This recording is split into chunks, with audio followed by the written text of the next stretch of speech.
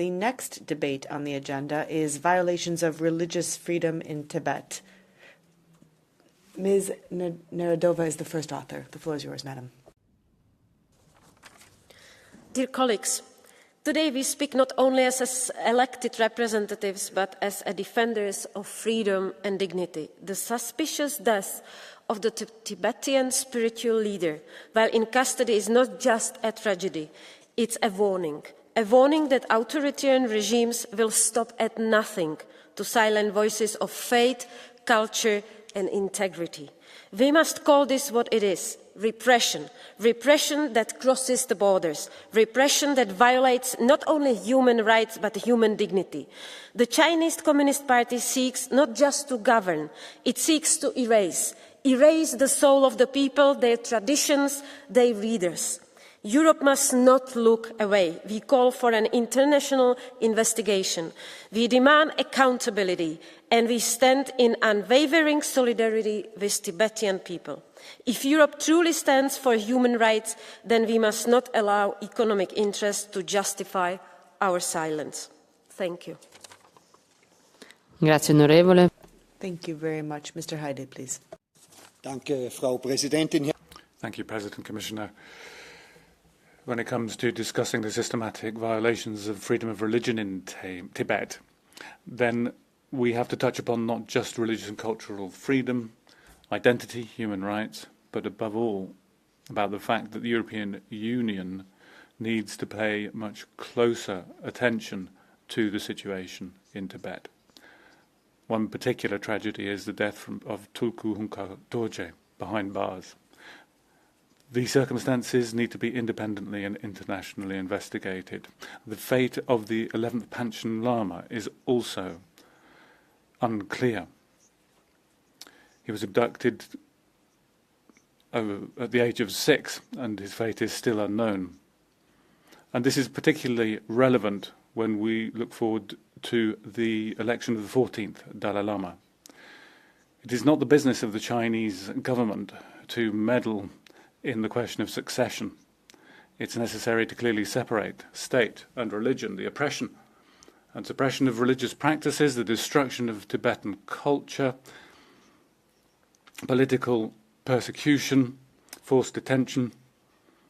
All these must come to an end.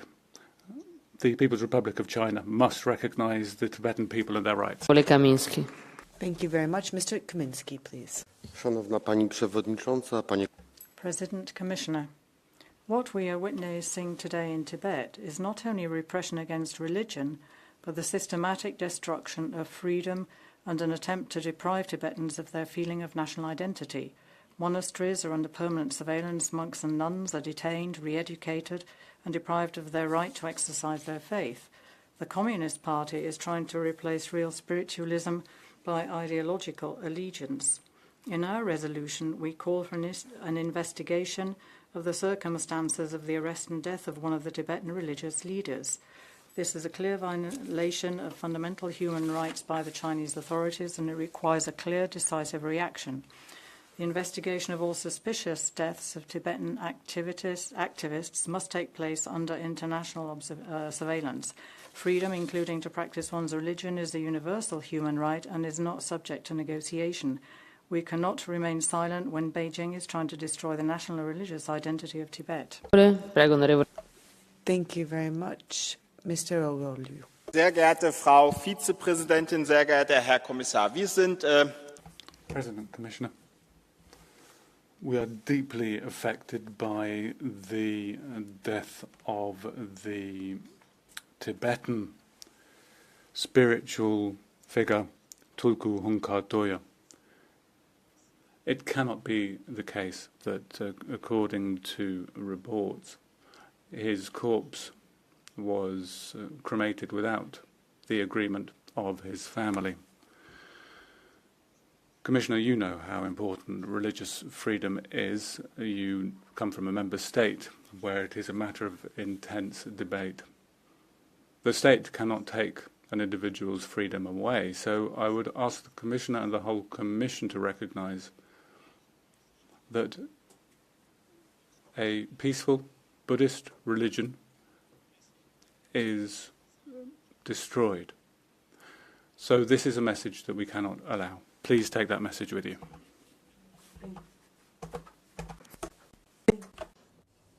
Thank you very much. Mr. Nanisto, please.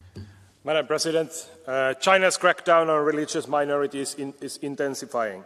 Under Xi Jinping, Tibetan Buddhists and Uyghurs face forced assimilation, surveillance and brutal repression. This is state-sponsored cultural erasure. Religious freedom in China is among the worst globally, and Tibet is in this sense under siege. Children are forced into boarding schools to erase their identity, and religious leaders are imprisoned, and some, like now Humka Donye Rinpoche, die in custody under murky circumstances. This isn't just a domestic issue, it's an EU concern. China's human rights abuses have strained EU-China relations, and the EU must act. We must suspend extradition treaties with the PRC to protect exiles and dissidents from persecution. We also must have sanctions, effective sanctions, against those officials and entities that are responsible for Tibet's repression, and we must demand an independent international inquiry on the circumstances of the death of Humka Donye Rinpoche. We cannot forget Tibet, and we must make sure that human rights are at the core of our relationship towards China. Grazie, onorevole. Thank you very much. Mr. McNamara, please. Thank you very much, Vice President. As we stand here at this moment, we're celebrating 50 years of diplomatic relations with China. In that time, much has been achieved by the European Union. There have been enormous developments. There's also been enormous developments in China, which must be commended. However, differences also remain, and while it would be wrong not to acknowledge the developments that have taken place in China, huge advances particularly in technology and in AI, equally it would be wrong not to acknowledge the differences. However, just because there are differences doesn't mean that we shouldn't engage in dialogue, that we shouldn't seek to persuade each other of each other's positions. Freedom of religion is a central tenet of Western belief, of Western civilization. We believe that religious groups should be autonomous in how they organise themselves. That is not the experience of Buddhists in Tibet, nor is it the experience of Muslim groups in China, be it Uyghurs or Hui Muslims, or indeed of Roman Catholics, where 2 bishops have been appointed, notwithstanding the fact that the Apostolic See is now vacant. However, it's more than a central tenet of Western belief. It's also a commitment that China entered into when it signed the ICCPR, and it's one that I think we can legitimately ask that they honour for the sake of adherence to various religions across China. Thank you. Grazie, onorevole. Thank you very much. The debate will conclude with Catch the Sky. Mr. Andriukaitis, please.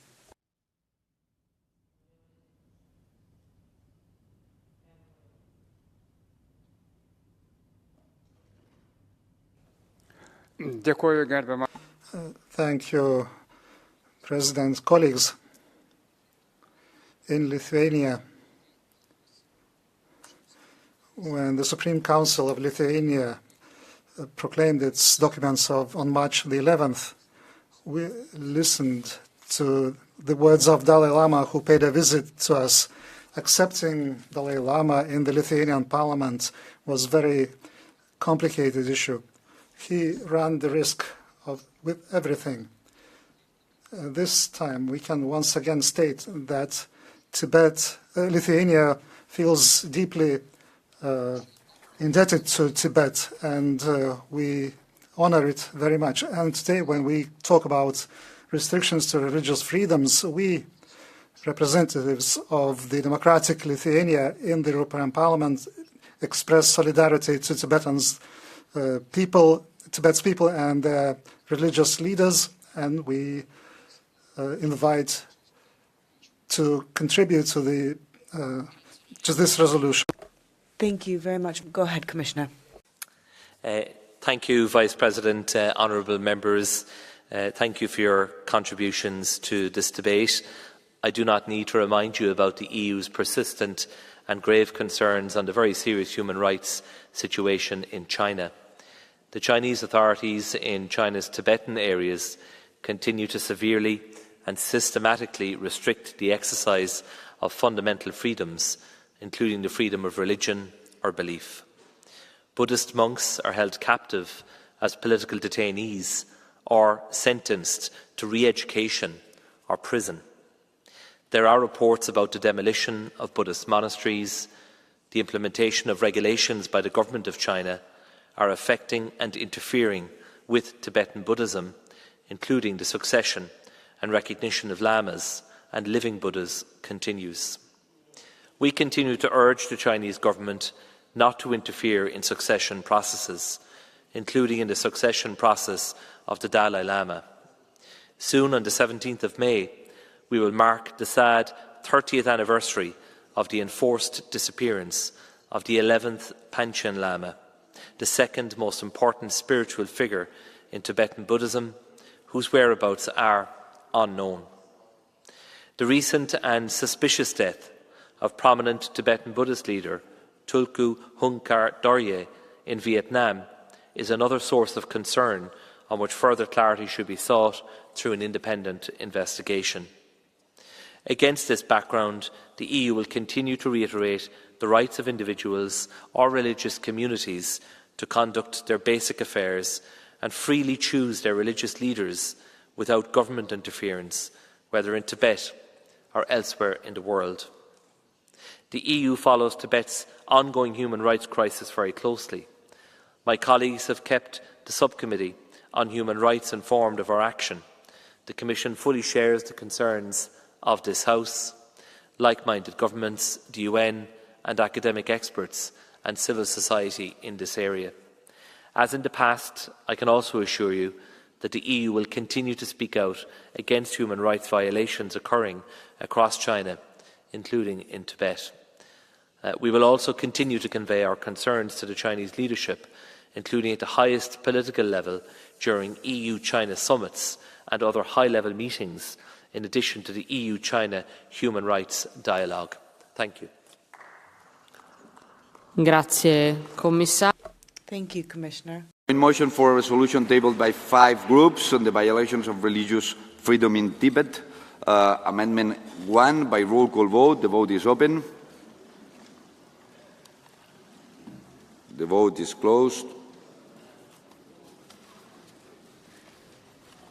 Rejected. I give the floor to Mr. Terch to move an oral amendment, adding a new paragraph after paragraph 7. Thank you, Mr. President. It would be as follows. Is deeply concerned about the increasing levels of attacks, coercion, discrimination, harassment, violence and repression against religious freedom as a global phenomenon under the CCP rule in Tibet. In particular, condemns this in the strongest possible terms the persecution against Christians, the most persecuted religious group in the world.